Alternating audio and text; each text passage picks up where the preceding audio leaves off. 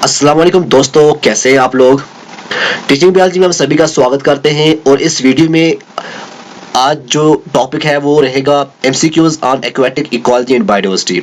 जो पिछला वीडियो गया है, पिछला जो लेक्चर मैंने दिया है उसमें भी हमने एमसीक्यूज जो है वो डिस्कस किए हैं, तो इसमें भी हमने एमसीक्यूज की ही लिस्ट जो है वो तैयार करके लाई है। तकरीबन 100 से ज्यादा एमसीक्यूज जो है आपको इस लेक्चर में मिल जाएंगे। तो आई होप कि इंशाल्लाह जो आपका जो सिलेबस में जो भी टॉपिक्स दिए गए हैं वो आपके क्लियर हो जाएंगे। आज का पहला क्वेश्चन है, the deepest trench of the ocean is. Deepest trench ocean का कौन सा है। सबसे पहले मैं आपको बताता हूं कि जो ट्रेंच होते क्या है, ओशनिक ट्रेंच क्या होते हैं। ये एकदम गहरे स्टीप डिप्रेशन होती है। जब दो ओशनिक प्लेट आपस में टकराती हैं तो उस टाइम ये ट्रेंच बन जाते हैं। और आपको ये भी बताएं, जब ओशनिक प्लेट्स आपस में दो टकराती हैं तो उससे अर्थक्वेक भी होता है और वोल्केनिक इरप्शन जो है वो भी हो जाता है। तो डीपेस्ट जो है 6000 प्लस जो है इसका जो 6000 किलोमीटर प्लस इसकी जो है वो लेंथ है। और इनको हेडस जोन भी बोला जाता है क्योंकि ये ग्रीक गॉड हेडस ने दिया था ये टर्म। ये डीपेस्ट जोन होता है ओशन के अंदर। कोई अगर ये पूछ ले कि ओशन के अंदर सबसे डीपेस्ट जोन कौन सा होता है, वो होता है hadal zone, HADAL। Hadal zone जो है वो डीपेस्ट जोन होता है ओशन के अंदर। और जो ये ट्रेंच होते हैं ये वी शेप डिप्रेशन होते हैं। तो क्वेश्चन हमारा क्या है, deepest trench of the ocean is. यहाँ पे हमें बताना है कि सबसे डीप कौन सा है, वो है मैरीना ट्रेंच। ठीक है, मैरीना ट्रेंच जो है ये सबसे डीपेस्ट ट्रेंच है ओशन के अंदर। जो ये मैरीना ट्रेंच है ये लोकेट है in the western Pacific ocean, जो कि 200 kilometre east of the Mariana island. It is the deepest oceanic trench on earth. It is crescent shaped and measured about 2550 kilometre. और इसकी जो लेंथ है वो है लेंथ इसकी है 2550 किलोमीटर। और जो इसकी विड्थ है वो है 69 किलोमीटर। उसके बाद नेक्स्ट क्वेश्चन जो बड़ा इंपॉर्टेंट है, the net primarily intended for catching zooplanktons which make diurnal vertical migration। तो कौन सी नेट का इस्तेमाल किया जाता है जूप्लैंक्टन्स को पकड़ने के लिए। तो यहाँ पे जो इसका आंसर आएगा वो आएगा बी, जो cleric bombs horizontal closing net है, इसका हम इस्तेमाल करते हैं ऐसे जूप्लैंक्टन्स को पकड़ने के लिए जो डायurnal वर्टिकल माइग्रेशन करते हैं। ठीक,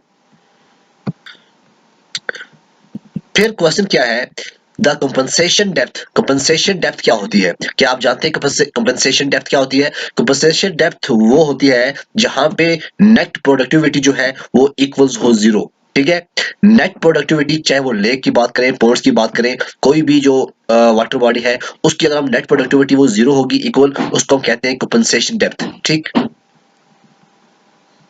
deep scattering layer caused by vertical migration of deep scattering layer caused by vertical migration of stephanophores, euphosids and B या नन।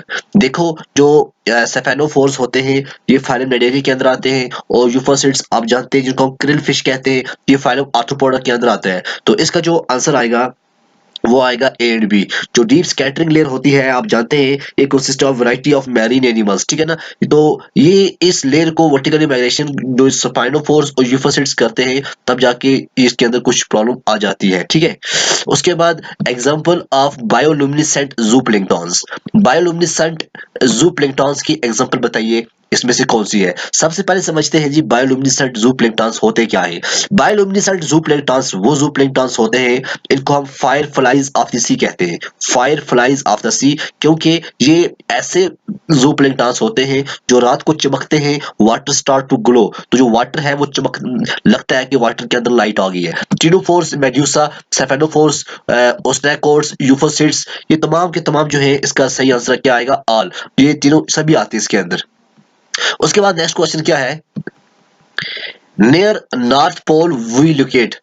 नॉर्थ पोल के नियर में कौन सी चीज है, इसमें कौन सा ओशन है बताइएगा आप। इसका सही आंसर क्या आ सकता है। देखिए इसका जो सही आंसर है वो क्या है, Arctic.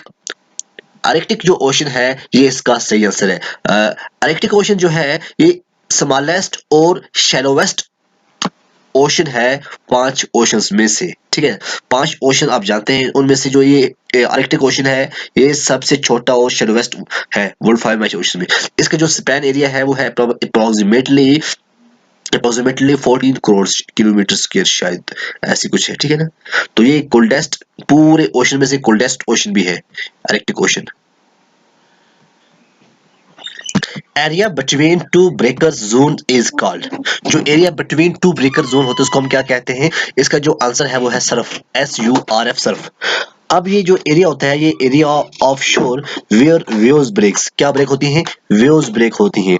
Surface facing moon needs to come back on same place after, इसका जो आंसर है वो है 24 hours. Area where wave tumble first is called, where tumble first is called, उसको क्या कहते हैं? इसका जो आंसर है वो है ब्रेकर्स। क्या है? ब्रेकर्स। देखो, as the wave approaches the shore it grows in height and steepness as the water gets more shallow, तो उससे क्या होता है? जो ब्रेकर्स बन जाते हैं, ठीक है ना?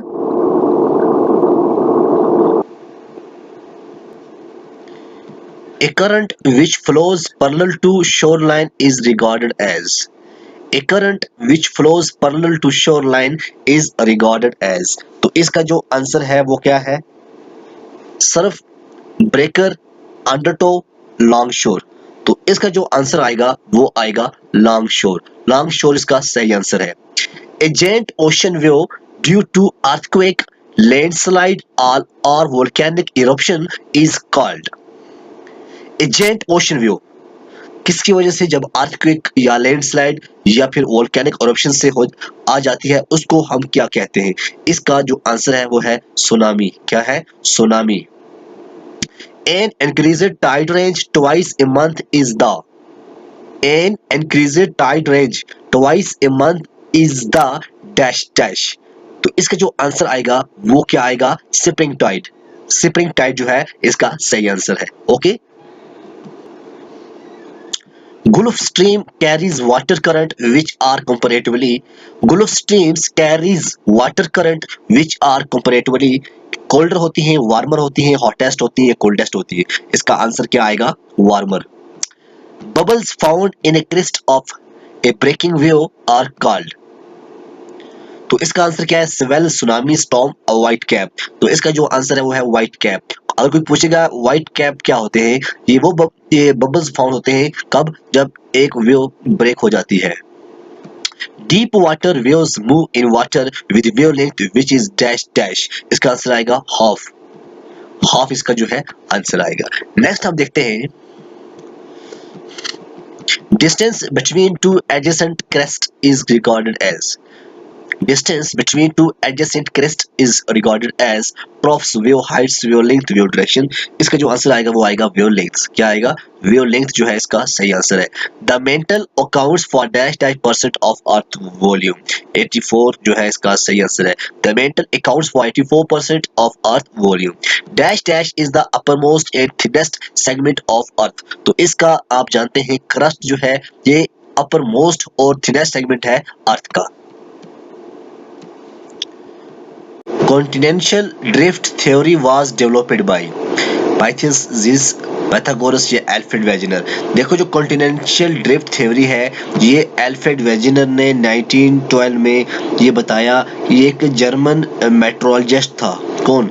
एल्फ्रेड वेजिनर। ये कोई नेचुरलिस्ट नहीं, कोई जोलॉजिस्ट नहीं, कोई और नहीं, बल्कि ये मेट्रोलॉजिस्ट था जिसने ये कहा कि पहले ज़माने में सिर्फ एक कॉन्टिनेंट हुआ करता था जिसका नाम पैंजिया था। ठीक है, उसके बाद और भी बहुत कुछ ने बताया इस थ्योरी के अंदर, तो ये इसी ने किया है, एल्फ्रेड वेजिनर ने। Dash dash is the primary factor that controls the rhythm and height of the tides, कौन करता है? कौन जो है इसमें से बताइएगा, जो प्राइमरी फैक्टर है जो कंट्रोल करता है रिदम और हाइट किसकी? टाइड्स की। तो आप जानते हैं इसका आंसर क्या आएगा? मून। जो मून है, मून का ये रोल भी होता है। मून सिर्फ रात को लाइट नहीं देता, सिर्फ एक काम नहीं होता है, बल्कि moon is the primary factor that control the rhythm and height of the tides. Okay. The deepest trench of the ocean is अभी मैरिना ट्रेंच। मैरिना ट्रेंच जो है ये डीपेस्ट ट्रेंच है ओशन के अंदर।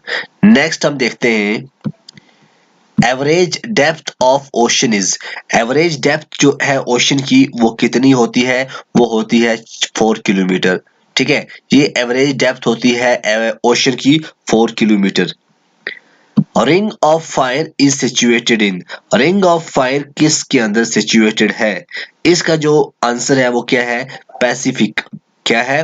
पैसिफिक के अंदर रिंग ऑफ फायर जो है वो सिचुएटेड है। तो रिंग ऑफ फायर जो है, इसका नाम रिंग ऑफ फायर क्यों रखा गया है?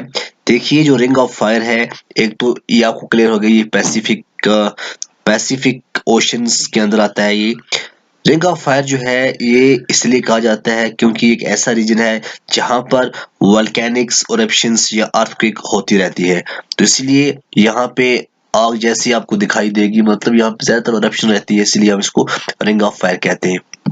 लूनर डे ड्यूरेशन इज रफली, जो लूनर डे होती है कितना होता है? 24 घंटे और 50 मिनट्स। ये इसका आंसर है। The deepest trench of the ocean is situated in, deepest trench जो है किस ओशन के अंदर सिचुएटेड है? इसका जो सही आंसर है वो क्या है? पैसिफिक। क्या है? Pacific ocean. Okay.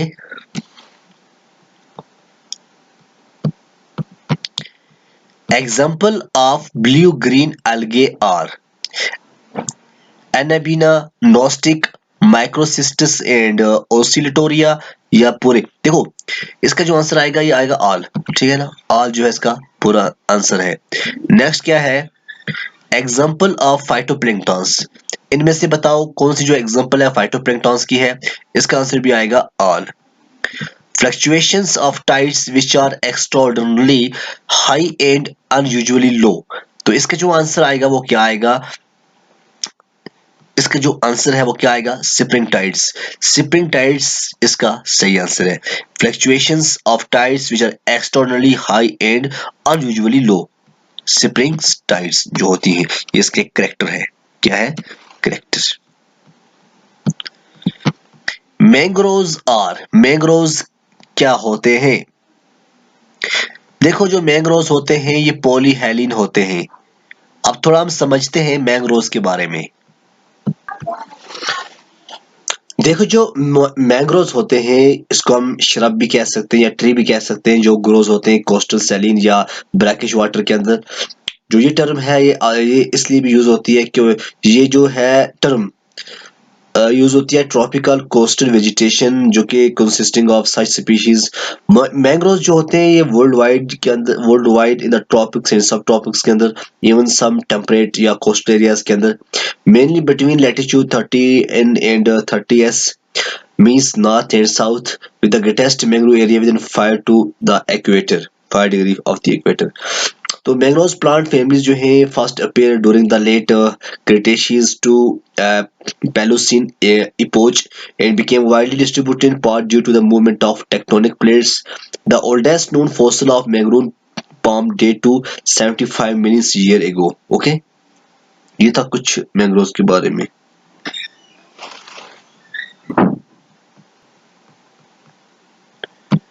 The common mangrove species are Rhizopora and Avicennia, Bruguria and Cajuela, Oryza या all। तो इसका जो आंसर आएगा वो क्या आएगा? ऑल। ठीक है, ऑल इसका जो है आंसर। दैट मींस राइजोफोरा भी है, एविसीनिया भी है, ब्रोग्यूरिया भी है, कैजुएला भी है। About 80% of mangroves in India are located in, 80% जो है ये वेस्ट बंगाल के अंदर जो है मैंग्रोव्स पाए जाते हैं। ये लोकेट है किसके अंदर? इंडिया की अगर हम बात करें यहाँ पे 80% कहाँ पे है? वेस्ट बंगाल के अंदर। Sea water has salinity between, sea water की जो सैलिनिटी होती है किसके बिटवीन में होती है? ये होती है 33 टू 37, 33 टू 37% होती है।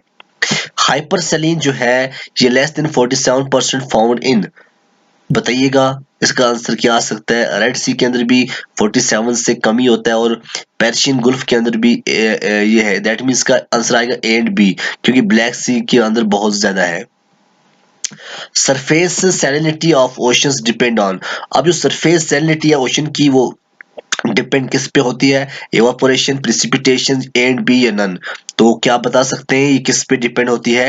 ये जो इसका जो आंसर है वो है इवापोरेशन भी और प्रिसिपिटेशन भी, तो इसका आंसर भी आएगा A and B. Substances that occur in part per billions in sea waters are called, याद रखना, समझना फिर। Substances that occur in parts per billions in sea water are called, इनको हम क्या कहते हैं? ट्रेस एलिमेंट्स, ठीक है ना, ट्रेस एलिमेंट्स हम इनको कहते हैं। नेक्स्ट देखते हैं international year of ocean. International year of ocean जो है, इस किस ईयर को कहा जाता है? 1998 को। Physalia is also called, Physalia को और किस नाम से जाना जाता है? ये आप जानते हैं, पोर्तुगीज मैन ऑफ वार जो है, ये फाइसेलिया को कहा जाता है। हमने पहले भी कई लेक्चरों के अंदर डिस्कस किया है। तो आप बताओ कमेंट के अंदर क्वीन ऑफ सी किसको कहते हैं और लिटिल स्टार किसको कहते हैं? ठीक, आप बताइएगा, जरूर बताइएगा।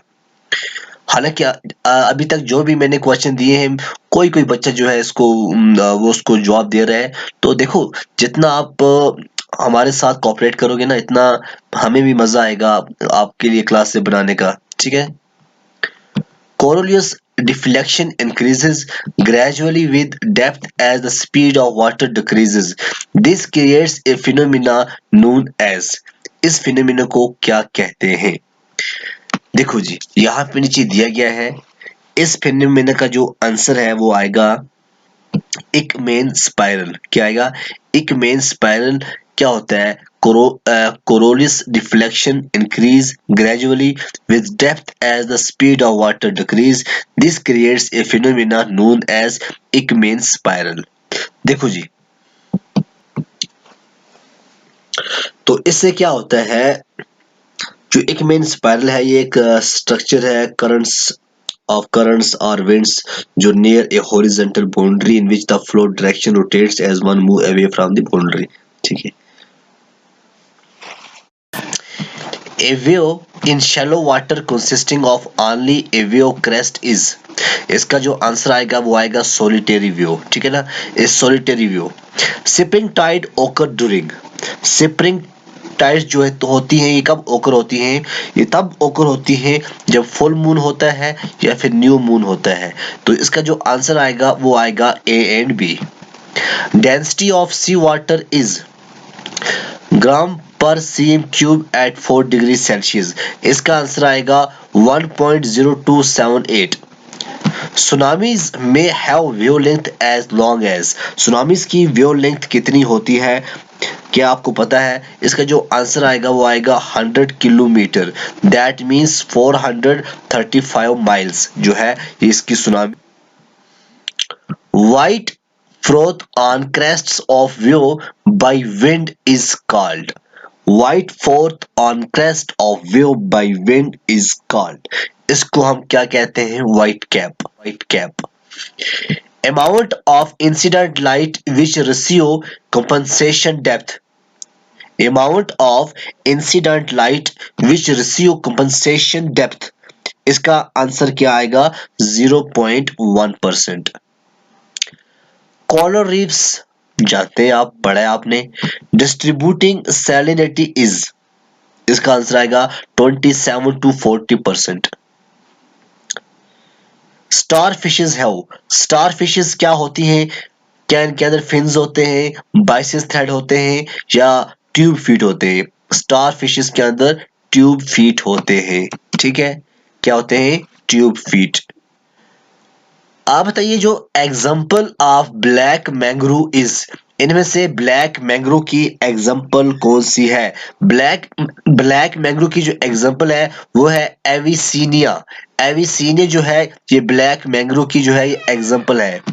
Simon is a group of organism seen between, जो सैमन है ये ग्रुप है ऑर्गेनिज्म का जो किसके बीच में दिखा जाता है, दिखाई देता है? इसका जो आंसर आएगा वो क्या आएगा? सेंट ग्रेन्स, सेंट ग्रेन्स जो है इसका सही आंसर है।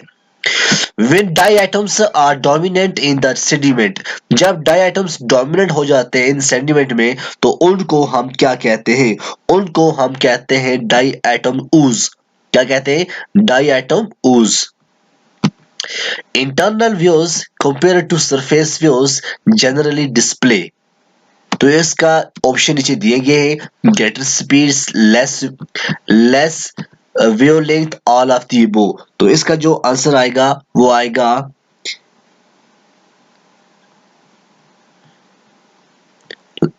लॉन्गर वेवलेंथ, क्या आएगा, लॉन्गर वेवलेंथ इसका सही आंसर है। ओके, उसके बाद नेक्स्ट हम देखते हैं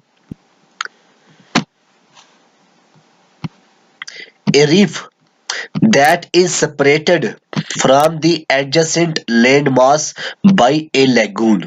बड़ा इंपॉर्टेंट क्वेश्चन है, क्या बोल रहा है, a reef that is separated from the adjacent land mass by a lagoon, उसको हम कहते हैं बैरियर रीफ। क्या कहते हैं, barrier reef. When diatoms shells constitute more than 30% by volume, तो उसको हम कहते हैं diatomaceous mud। ठीक। When foraminiferal shells constitute more than 30% by volume, उसको हम क्या कहते हैं, When foramin, उसको हम कहते हैं foraminiferal mud। क्या कहते हैं, foraminiferal mud जो इसको कहते हैं। Oceanic sediment derived from land and transported by bottom currents, क्या है, oceanic sediment derived from land and transported by bottom currents, उनको क्या कहा जाता है, नीचे दिया गया है। तो इसका जो सही आंसर है वो क्या है, वो है टेरिजीनियस सेडिमेंट। क्या है, terrigenous sediment, the regular and predictable change in water elevation caused by the mass attraction of the earth, moon and sun। ये आप जानते हैं, इसको हम कहते हैं टाइड। क्या कहते हैं, bioluminescence are found mainly in, bioluminescence ज्यादातर किसके अंदर देखे जाते हैं, पाए जाते हैं, ये है बैथीपेलाजिक जोन। क्या आएगा, बैथीपेलाजिक Jones. An instrument records depth and temperature in water less than about 300 meters deep, तो इसका आंसर क्या आएगा, बैथी थर्मोग्राफ। बैथी थर्मोग्राफ जो है इसका ये आंसर आएगा। उसके बाद gastropod Littorina species can tolerate salinity up to, कितनी ये टॉलरेट कर सकती है, 50 ppt। कितनी, 50 ppt। सी आइस, सी आइस क्या करते हैं, सी आइस जो है कैन फॉर्म पेनकेक आइस। क्या बनाता है ये, पेनकेक आइस बनाता है। The tidal range that is less than 2 meters, उसको हम क्या कहते हैं, माइक्रो टाइडल। क्या कहते हैं, micro tidal. The speed of sound in the ocean, the speed of sound in the ocean has a shallow maximum speed and deeper minimum speed, has a shallow maximum speed and deeper minimum speed, ये भी आप याद रखना। उसके बाद the first person systematically study life in the sea, वो कौन सा पहला बंदा है जिसने सी के अंदर लाइफ को स्टडी किया, क्या आप जानते हैं उसका नाम, उसका नाम था Edward Forbes. Edward Forbes. The generation of ocean currents by winds is, the generation of ocean currents by wind is, इसका आंसर क्या आएगा, the result of molecules of air colliding with molecules of water at the ocean surface. Okay,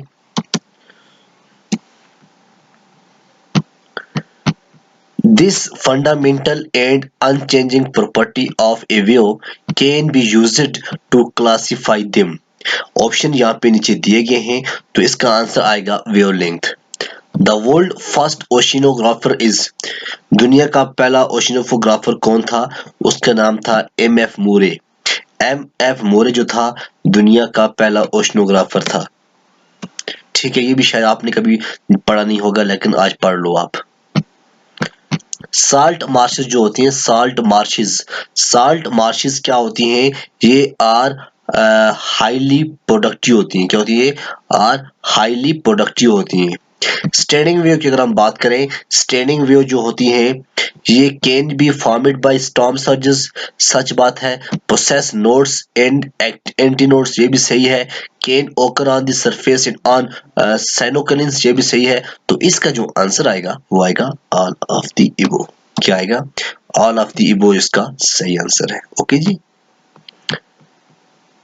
the rise and fall of sea water due to gravitation is known as tides. क्या कहते हैं इनको हम? Tides. The Atlantic Ocean is elongated dash dash in shape, S shape. याद रखना बड़ा important है। Atlantic ocean जो है इलोंगेटेड इन शेप कौन सी है इसकी? S. The hydrological cycle is also known as, hydrological cycle को क्या और क्या कहा जाता है? इसको कहा जाता है वाटर साइकिल। ठीक। तो ये थे हमारे आज कुछ ऑब्जेक्टिव्स, एमसीक्यूज जो हमने आपके लिए हम लाए थे ताकि आपको एग्जाम में कोई प्रॉब्लम ना आए। जो भी बच्चा ये हमारी वीडियोस देखता होगा या वो कॉपी पे नोट करता होगा, वो जरूर जो है वो इस एग्जाम को क्वालिफाई कर सकता है, क्योंकि हमने जो सीरीज लाई है टॉप 2000 एमसीक्यूज, 2000 एमसीक्यूज वो जो होंगे वो बेस्ड ऑन योर सिलेबस, जो भी आपके सिलेबस के अंदर दिया गया है उसी पे बेस्ड होंगे। पिछले हम 14-15 लेक्चर जो लेके आए हैं वो बिल्कुल हमने कंटिन्यूसली एक समझ लो एक बिल्कुल सीरीज वाइज हमने वो लाया है ताकि आपको प्रॉब्लम ना हो जाए। ठीक है ना? पहला यूनिट स्टार्ट किया, फिर दूसरा, फिर तीसरा, फिर चौथा, फिर पांचवा, आज छठे पे पहुंच गए। तो इसी तरह हम करते रहेंगे, आप हमारे साथ रहिए। हम